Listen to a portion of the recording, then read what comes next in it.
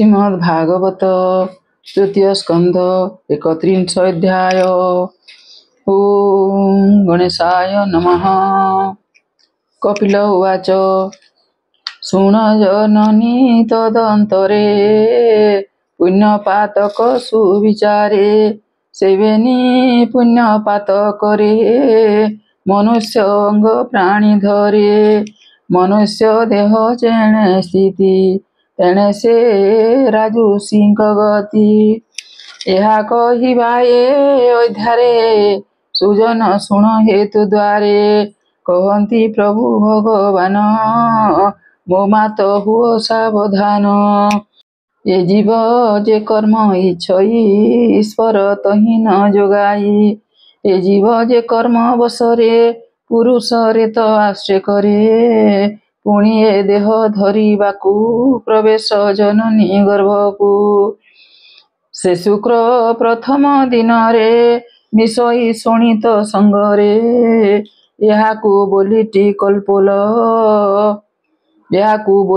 କଲ୍ଲୋଳ ପଞ୍ଚମେ ହୁଅଇ ବର୍ତ୍ତୁଳ ବଦରି ସମ ସେ କଠିନ ହୁଅଇ 10 ଦିବସେଣ ଅପରେ ହୁଏ ମାରତଣ୍ଡ ତଦନ୍ତେ ପ୍ରକାଶଇ ଅଣ୍ଡ ମସ୍ତକ ପ୍ରଥମ ମାସରେ ପ୍ରକାଶ ହୁଏ ତା ଖଣ୍ଡରେ ସମ୍ପୂର୍ଣ୍ଣ ବେନି ମାସ ଯାଏ କର ଚରଣ ଆଦି ହୁଏ ଅଙ୍ଗୁଳି ନଖ ତନୁ ଲୋମ ଅସ୍ଥି ହୃଦୟ ନାଡ଼ିମାନ लिंग इंद्रिय छिद्र आदि तृतीय मासे प्रसिद्धि चतुर्थे सप्त धातु हुए पंचमे क्षुधातृ पाए तदंते अष्ट परिमित क्षुधा पिपासारे पीड़ित गर्भे वेष्टन बद्ध होई दक्षिण कुक्षरे भ्रमई जननी जे द्रव्य भक्षयी से रसे ता धातु बढ़ई मूत्र पुरीष कृमि नाले रक्त पीड़ित सन्निकूले जही जंत्रित सोई थाई कृमि संकुल मध्य रही अति कोमल कले बर कृमि भक्षणे नुहे स्थिर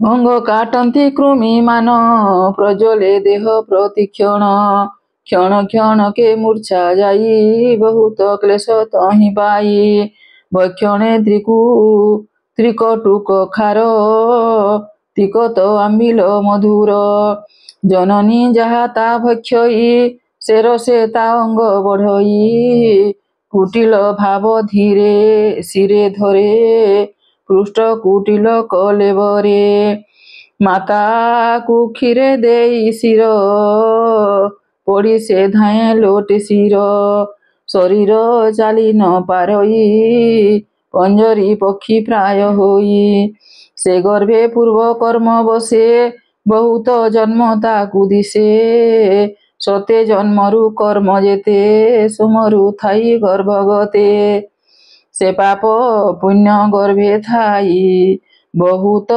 निश्वास छाड़ई ता फेड़ी न पारई केही कर्म आयते बस होई सुमरी पूर्व जन्म दुख सुख न लभी से विमुख शपथ मास आदि करी ता देहे ज्ञान थाई पुरी तदंते शुण गो जननी भालई दिवस रजनी भये कंपई कले बर केमंते एथु मनिस्तार एथु निर्गम मो केमंते आतंके चिंतई निरते एमंते भावु भाग्य तार प्रसूता नील बलियार देह को अस्थिर करई कृमिर प्राय से भ्रमई तासु से रूपे गर्भता भ्रमण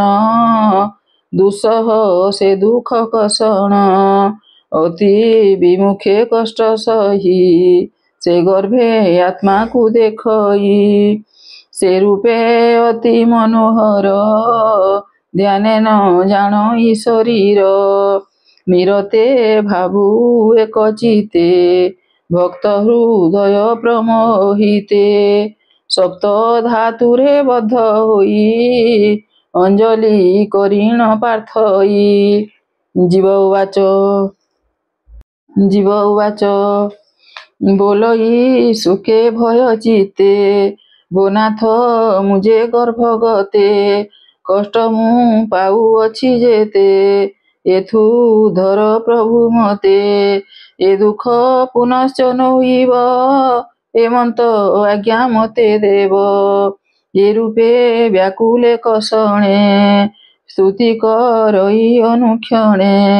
ଗର୍ଭକୁ ଆଣିଲା ଯେ ମତେ, ତା ପାଦ ସେବଇ ନିରତେ। ଯେ ପ୍ରଭୁ ସୃଷ୍ଟି ରକ୍ଷା ପାଇଁ, ଇଚ୍ଛାରେ ଶରୀର ଧରଇ। ଯେ କଲା ଏ ତାଦୃଶ ଗତି, ମୁଁ ପାପୀ ଦୁଷ୍ଟ ଯେ ଦୁର୍ମତି।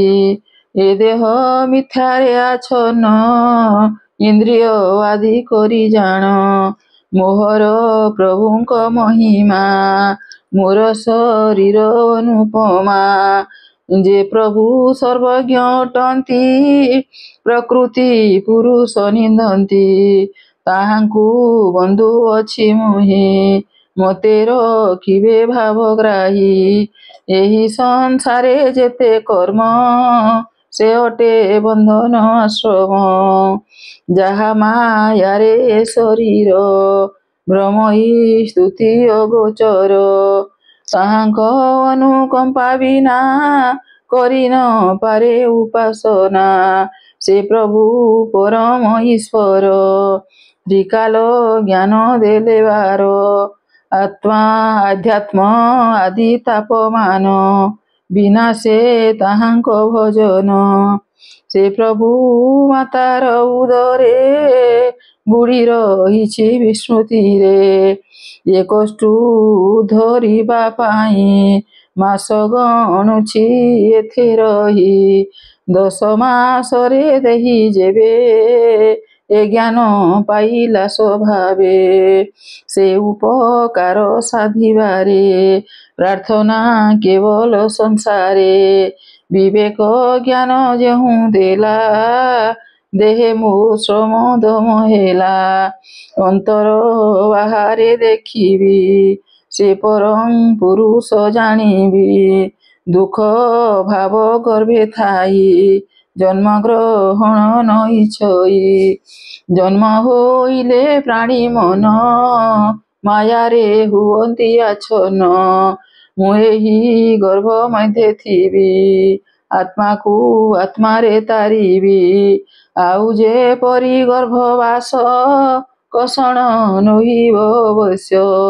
ଏହା ଶୁଣିନ ଭଗବାନ, କହନ୍ତି କୋମଳ ବଚନ। ଶ୍ରୀ ଭଗବାନ ଉବାଚ 10 ମାସରେ ଜୀବ ଯାହା, ମାତୃଗର୍ଭରେ ଭାବେ ଏହା। ପ୍ରସବ ହେବାର କାରଣ, ବାୟୁ ଅଟଇ ଏହା ଜାଣ। ବାୟୁ ଯୋଗରେ ଜୀବ ଜାଣ, ନିମ୍ନ ହୁଅନ୍ତି ଜୀବଗଣ। ରକ୍ତାକ୍ତ ଦେହରେ ଜନମ, ଯହୁଁ ହୁଅନ୍ତି ଜୀବଗଣ।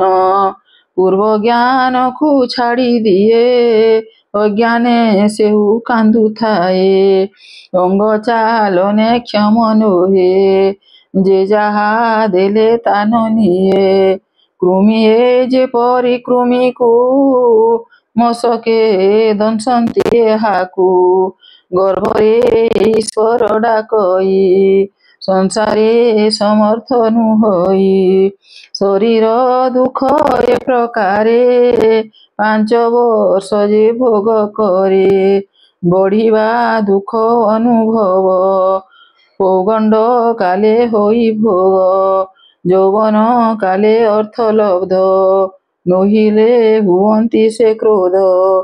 ପରେ ତାହାର ଅଭିମାନ, ବଢ଼ଇ କ୍ରୋଧ ଆଦି ଜାଣ। ଅଜ୍ଞାନ ହେତୁ ଜୀବଗଣ, ମୁହିଁ ମୋହର କରେ ଜ୍ଞାନ। ଯେ କର୍ମ କଲେ ପୁଣି ଜନ୍ମ ସଂସାରେ ହୋଇ ଜାଣିମ, ସେ କର୍ମ ଅନୁରକ୍ତ ହୁଏ ଭଲ ମନ୍ଦର ଜ୍ଞାନ ନୁହେ।